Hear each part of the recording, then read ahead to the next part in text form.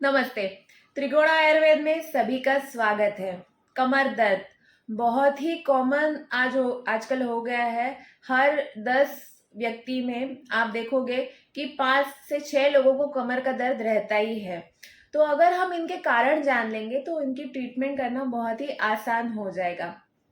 एक तो है कि अगर आपको चोट लगी है, वहाँ पे गिर गए हैं, उस वजह से वहाँ की जो नसें हैं उनको अगर डैमेज हो गया है तो आपको कमर दर्द हो सकता है। तो ये हम अलग इसमें देखेंगे। बट जनरली आपको कुछ भी चोट नहीं लगी है, बट अचानक से धीरे धीरे धीरे आपका दर्द बढ़ने लगा है, आप सुबह उठ नहीं पा रहे हो, जकड़ाहट महसूस होती है और धीरे धीरे जैसे दिन जाता है आप काम करने लगते हो तो वो दर्द चला जाता है या फिर कम हो जाता है। ये एक तरह का कमर दर्द बहुत कॉमन आजकल दिखाई देता है, जिसमें जकड़ाहट और दर्द बहुत ज़्यादा है। तो ये क्यों होता है? आप देख लो कि आपकी जो रीढ़ की हड्डी है, उसमें छोटे छोटे छोटे बोन्स हैं, जिसको हम वर्टिब्रास बोलते हैं। और उनके बीच बीच में से जो अपना जाता है उसको बोलते हैं स्पाइनल कॉर्ड। जो ब्रेन है, ब्रेन से 1 फुट जैसा जाता है उसको बोलते हैं स्पाइनल कॉर्ड, या फिर हिंदी में मज्जा रज्जू उसको बोलते हैं। नाड़ियाँ बोलते हैं। हम योगासन करने के लिए जाते हैं तो बोलते हैं ना कि हमें नाड़ी जागृत करनी है। बीच वाली जो नाड़ी है और उसके बाजू में 2 ईड़ा और पिंगला नाड़ी रहती है, तो ये एक तरह की नाड़ी है। इससे ही सारी नसें निकलती है जो हमारे हाथों को, शाखाओं को, पेट को, अंदरूनी ऑर्गन्स हैं, पैरों को जाती है। और ये वर्टिब्रास के बीच में एक गड्ढे गद्दे जैसा रहता है, उसको बोलते हैं डिस्क। तो ये डिस्क क्या काम करती है? 2 वर्टिब्रा के बीच का शॉक एब्सॉर्बर का काम करती है। हम जैसे चलते हैं, उठते हैं, बैठते हैं, सारी पोजीशंस करते हैं, तो हमारे स्पाइनल कॉर्ड जो है ये पूरी बॉडी को संभालता है। और जो इसमें चलते वक्त जो भी प्रेशर आता है वो कंट्रोल करना ये डिस्क का काम है, ताकि वो वर्टिब्रा एक दूसरे के ऊपर घिसे ना और अंदर जो स्पाइनल कॉर्ड है उसको कोई भी इंजुरी ना हो। ये इसका काम है। आप देखने के लिए जाओगे इसका पिक्चर तो ये एक चेन की तरह दिखता है और इसको कर्व्स है, जैसे सी शेप। गर्दन के यहाँ पे है और फिर कमर के यहाँ पे है और पीठ के ऊपर वो बाहरी तौर पे वो कर्व है। इसको कर्वेचर बोलते हैं। तो स्पाइन का जो शेप होता है ऐसे एस शेप आपको लगेगा। तो ये जब तक फ्लेक्सिबल है, आप नीचे झुक रहे हो, पीछे झुक रहे हो, ऐसे आप अच्छे से कर सकते हो, ये फ्लेक्सिबल है, तब तक आपको कोई भी दर्द नहीं होगा। It is just like a chain. जैसे चेन में मैंने कोई मोतियों की माला डाली है तो वो कैसे हिलती रहती है, वैसे है। हाँ, वो फ्लेक्सिबल है। बट हमारी अभी की लाइफस्टाइल ऐसी है, हम बिल्कुल भी एक्सरसाइज नहीं करते हैं या फिर एक ही पोजीशन में घंटों हम बैठे हुए हैं, बैठ के लैपटॉप देख रहे हैं, मोबाइल देख रहे हैं, बैठने का बहुत ज़्यादा वर्क है हमारा, या फिर वॉक कर रहे हैं। एक्सरसाइज मतलब वॉकिंग हो रहा है हमारा, बट कुछ भी स्ट्रेचिंग नहीं हो रहा है। तो इस कंडीशन में क्या होता है कि आपकी जो रीढ़ की हड्डी है वो एकदम से स्टिफ हो जाएगी, सूख जाएगी, कड़क हो जाएगी। तो एक लकड़ी के जैसा सीधा, और वो कर्वेचर जो है, जो ऐसा गर्दन के यहाँ पे ऐसा है, पीठ की तरफ ऐसा है, वो चला जाएगा और सीधा सीधा हो जाएगा। तो एक लकड़ी के जैसा, पहले वो चेन था, फ्लेक्सिबल था, बट अभी सीधा सीधा हो जाएगा। तो ये होल्ड करना जो काम करते हैं, जो मांसपेशियां आपकी रीढ़ के आजू बाजू में जो मांसपेशियां है वो काम करती है। तो जो पार्ट जितना स्टिफ है उसको ज्यादा पकड़ के रहना पड़ता है, क्योंकि वो फ्लेक्सिबल नहीं, कभी भी गिर सकता है। ऐसी लकड़ी आप सीधा करके रखो, उसको पकड़ने के लिए बाजू में मांसपेशियां है, तो उसको होल्ड करने के लिए ये मांसपेशियां कड़क हो जाती है, स्पाज्म में चली जाती है। अगर आपकी रीढ़ की हड्डी का जो लंबा वाला कमर का वाला पार्ट है वो बहुत कड़क हो गया है किसी कारणवश, तो वहाँ की जो मांसपेशियां है उसको होल्ड करने के लिए ज़्यादा स्टिफ हो जाएगी, स्पाज्म में चली जाएगी। जब आप रात को सोते हो तो ये ज़्यादा होता है, वहाँ पे सर्कुलेशन नहीं पहुँच पाता। इसके लिए जब आप सुबह उठते हो तो दर्द ज़्यादा रहता है, बट जैसे ही आप धीरे धीरे आपका काम करते हो, आप मूवमेंट करते हो, तो उसमें गर्माहट आने लगती है और वहाँ पे ब्लड सर्कुलेशन हो जाता है, तो धीरे धीरे आपका दर्द कम हो जाता है। तो बेसिक प्रॉब्लम यही सेम आपको सर्वाइकल में भी इशू आ सकता है, जिसको फ्रोजन शोल्डर, या आप कंधा ऊपर नीचे नहीं कर पा रहे हो, एकदम से जकड़ गया है, ऐसी कंडीशंस आती है और उसमें बहुत पेन होता है, स्टिफनेस रहता है। ऊपर हो गया तो सर्वाइकल इशू है, नीचे अगर कमर की तरफ हो गया तो लंबार इशू है। ये दोनों चीज़ें आपकी रीढ़ की हड्डी की फ्लेक्सिबिलिटी चली जाने की वजह से ही होती है, और उस वजह से जो मांसपेशियां है वो भी ज़्यादा कड़क हो जाती है। तो हमारा जो मेन ट्रीटमेंट रहना चाहिए वो क्या है, फ्लेक्सिबिलिटी को वापस लाना। तो फ्लेक्सिबिलिटी वापस कैसे आएगी? आप ऑर्थोपेडिक के पास जाते हो, हड्डियों के डॉक्टर के पास जाते हो, दिखाते हो, क्या कराते हो, एक्सरे करवाते हो, और उसमें वो बताते हैं कि आपकी हड्डियाँ घिस गई है, या फिर सर्वाइकल में प्रॉब्लम है, या लंबार में L5S1 में प्रॉब्लम है, या L3S4 में प्रॉब्लम है। फिर बाद में वो आपको कुछ पेन किलर्स देते हैं, एंटी इन्फ्लेमेटरी सूजन कम करने वाले मेडिसिन देते हैं, विटामिन डी, कैल्शियम देते हैं, और फिजियोथेरेपी को रेकमेंड करते हैं। फिजियोथेरेपी बहुत इंपॉर्टेंट रोल करता है, एक्सरसाइज तो आपको करनी ही है, बट आयुर्वेद का मानना है कोई भी चीज़ अगर कड़क हो जाती है, स्टिफ हो जाती है, तो इसका क्या मतलब है? कहाँ पे भी पेन है शरीर में, जहाँ जहाँ पे पेन है वहाँ पे वायु बढ़ गया है, जहाँ पे भी कड़कपन आ गया है, रूखापन आ गया है, वहाँ पे वायु बढ़ गया है। तो वायु को कम करने के लिए हम देख रहे हैं वात व्याधि का, अगर आपने पहले का हमारा वीडियो देखा होगा, तो जिसमें वायु को कम करने के लिए सबसे बेस्ट ट्रीटमेंट है, दैट इज ऑयलिंग। आपको किसी भी तेल से अगर पेन हो रहा है तो बहुत सारे पेन किलर्स ऑयल भी आते हैं, या फिर नॉर्मल तिल का तेल है, सरसों का तेल है, ये आपकी पीठ को, रीढ़ की हड्डी को रोज आप लगाते हो, हल्के से आपको मसाज करना है, रगड़ना नहीं है, मसाज करते हो, या फिर पंचकर्म में वहाँ पे धारा करते हैं, कटी बस्ती, कमर के ऊपर आप आटे का जैसे कुआं बना के उसमें ऑयल डालते हो, मन्या बस्ती करते हो, या फिर मेरुदंड बस्ती करते हो, जिसमें बहुत सारा ऑयल वहाँ पे जाता है, वो ऑयल अंदर एब्सॉर्ब होता है, आपकी स्किन के थ्रू मसल तक जाता है, स्पाइन में जाता है, और वहाँ पे जो ड्राइनेस है वो कम करेगा। समझ लीजिए आपकी जो मांसपेशियां एक रबर की तरह है, वो कड़क हो गई है, और आप उस पर एक्सरसाइज करो तो वो क्या हो जाएगी, टूट जाएगी। तो पहले हमें उनको फ्लेक्सिबल करना है, और फिर बाद में हमें कोई भी फिजियोथेरेपी एक्सरसाइज या योगासन करने हैं। तो ऊपर से हमें ऑयलिंग करना है। अगर आप पंचकर्म सेंटर में जाके ये मैंने जो ट्रीटमेंट बताई है, मन्या बस्ती है, या फिर आप मेरुदंड बस्ती है, या कटी बस्ती है, ये करवा सकते हो तो बहुत ही अच्छी बात है।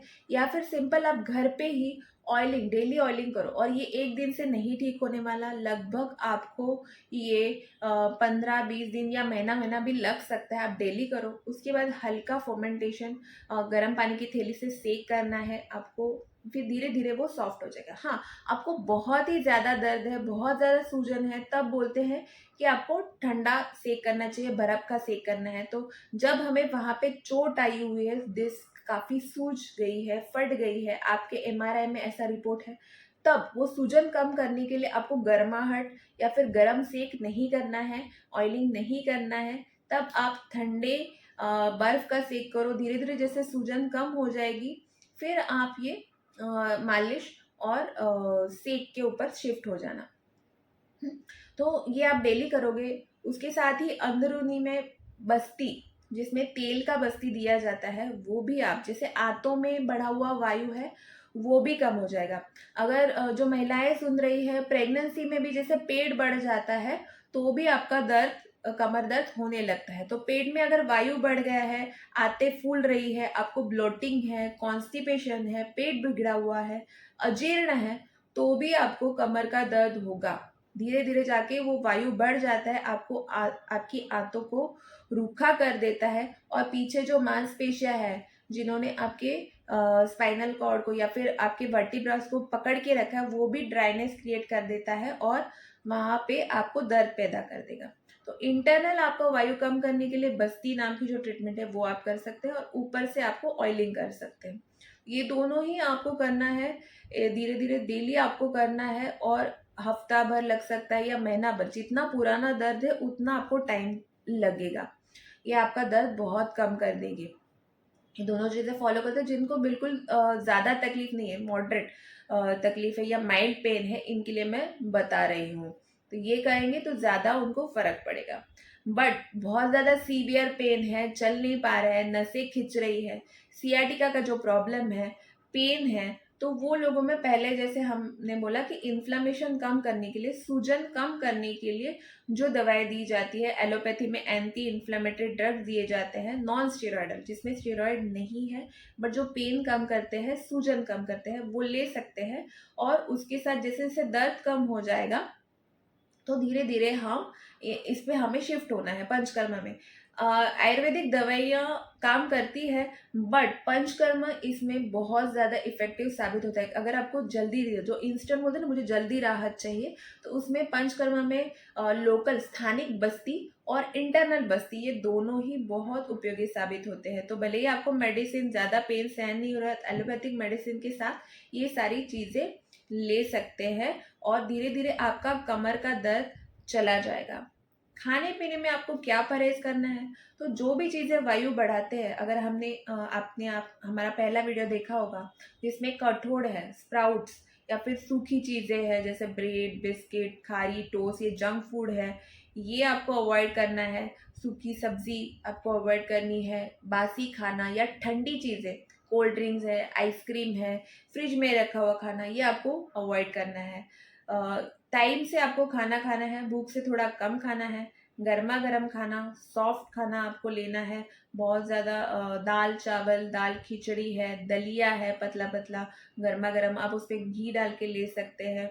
बाजरे की रोटी इसमें अच्छी रहती है, या फिर ज्वार की ग्लूटेन फ्री डाइट आप ले सकते हैं। गेहूं के आटे से अच्छा है आप चावल का, बाजरे का, ज्वार का, रागी का आटा ले सकते हो। चावल भी आप खा सकते हो बट बहुत ज़्यादा कड़क जैसे होटल्स में मिलता है वैसे चावल नहीं, आपको अच्छे से पके हुए चावल आपके खाने हैं। फ्रूट्स आप खा सकते हो दिन में, अनार है, संतरा मीठा मौसम्बी है, या सीजनल जो भी फ्रूट्स है वो आप खा सकते हैं। ऐसा खाना आपको डाइजेशन के हिसाब से लेना है, आपका पेट हमेशा साफ हो, इसके ऊपर आपको ध्यान देना है। कॉन्स्टिपेशन वायु बढ़ाएगा और आपका दर्द भी बढ़ाएगा। तो खाने में ये आपको परहेज करना है। कॉन्स्टिपेशन है आपको तो आप दिवेल का तेल ले सकते हैं, कैस्टर ऑयल आता है, या फिर हिंगू त्रिगुण करके एक मेडिकेटेड कैस्टर ऑयल आपको मिल जाएगा, वो भी आपको रात को ले सकते हैं। दवाइयों में कौन सी दवाई ले सकते हैं दर्द कम करने के लिए, आप त्रयोदशांग गुग्गुल है, या फिर योगराज गुग्गुलु है, महायोगराज गुग्गुलु है, बहुत सारे टैबलेट्स आते हैं इसमें। काढ़े में महारासनादि काढ़ा आता है, या रासना सप्तक, रास्ता पंचक, ऐसे बहुत सारे मेडिसिन आते हैं। बट मेडिसिन से ज़्यादा आप ये पंचकर्म और जो डाइट फॉलो करते हो तो बहुत ही जल्दी इफेक्ट आता है विदाउट मेडिसिन ऑल्सो। या फिर सिंपल दशमूलारिश भी आप कोई भी एक आध मेडिसिन, जो मैंने सारे बोले उसमें से एक या दो मेडिसिन आप ले लो, बहुत ज़्यादा मेडिसिन की भी ज़रूरत नहीं रहती है। हाँ, बट ये ठीक होने में टाइम लग सकता है, 1 महीने से लेके 3 महीना आपको इसको टाइम देना पड़ेगा।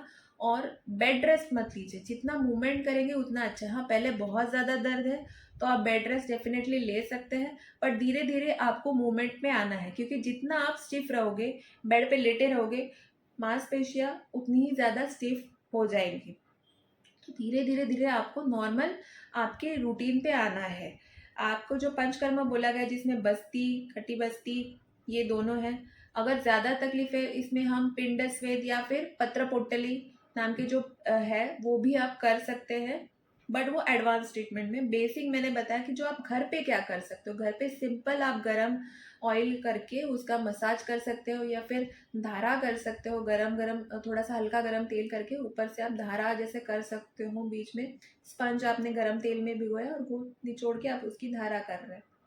ऐसे आप कर सकते हो। ये आप डेली बेसिस पे करो, डाइट अच्छे से फॉलो करो, तो धीरे धीरे आपका दर्द कम हो जाएगा। इसमें पेशेंस रखना बहुत ज़रूरी है, कोई भी इंस्टेंट रिजल्ट आपको नहीं मिलेगा, और जितनी जल्दी आप ये ऑयलिंग और ये चीज़ों की तरफ जाओगे उतनी जल्दी आपकी मांसपेशियों का डैमेज कम हो जाएगा और उसकी ताकत भी बढ़ेगी। जिनको माइल्ड पेन है या पेन नहीं भी है वो भी लोग ये सारी चीज़ें कर सकते हैं, ताकि आपकी कमर का दर्द आपको कभी भी ना हो। शरीर में पूरे बॉडी को अभ्यंग करेंगे, ऑयलिंग करेंगे, तो it is just like a servicing of your body. हम गाड़ी की इतनी केयर करते हैं, सब चीज़ों की इतनी केयर करते हैं, तो हमारे शरीर, हमारे बॉडी की केयर क्यों ना करें। तो ऑयलिंग हमेशा करते रहिए ताकि आपको कभी भी ऐसे दर्द ना हो और आप अच्छे से सारी चीज़ें कर पाए। जैसे अभी दशहरा आने वाला है, आज कल दशहरा है, तो दशहरे में उसके आगे दिवाली आएगी और फेस्टिवल शुरू है, तो सारी चीज़ें अगर आपको करनी है तो ये चीज़ें आप हमेशा ध्यान रखिए, फॉलो कीजिए। और अगर ये वीडियो पसंद आया है तो आपके फ्रेंड्स फैमिली के साथ शेयर कीजिए और हमारे चैनल को सब्सक्राइब कीजिए। नमस्ते।